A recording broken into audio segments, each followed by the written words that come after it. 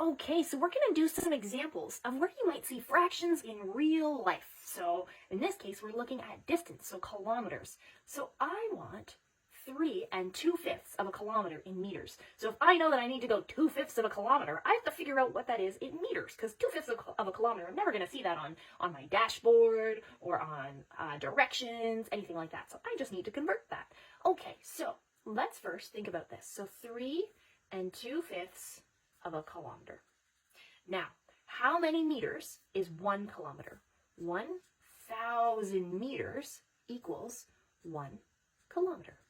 So let's take my 3 and let's convert that to meters. So if I have 3 kilometers, how many meters is that? That would be 3,000 meters. 3,000 meters equals 3 kilometers. Okay, so that part's done. That part's easy. What about like 2/5 of a kilometer? Well, how much is 1 kilometer, right? 1,000 meters. So I really want 2/5 of 1,000 meters. So I'm going to take 2/5 times 1,000. Okay, so how I do that is I can multiply the top together. I can multiply this number by the top number. So I'm going to get 2 times 1,000 divided by 5.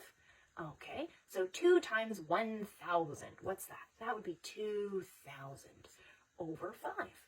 Okay, now I can simply divide 2,000 divided by 5. Okay, now there's a really easy way to divide by 5 if you're ever stuck.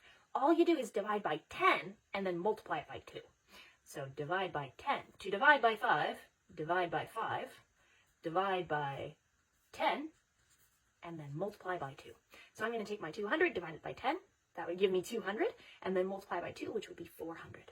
Okay, so 2/5 of 1,000 is 400. Now let's see if that makes sense. Always do your double check. 2/5, that's less than half, right? Because that would be like 2.5 would be half. Now is 400 pretty close, but still less than half of 1,000? Yeah, because half would be 500. Okay, so that makes sense. Now all we do is we add them together. So I've got my 2/5, which is 400 meters, and I've got my 3 kilometers, which is 3,000 meters. So 3,000 meters plus 400 meters equals what? 3,000 plus 400 is 3,400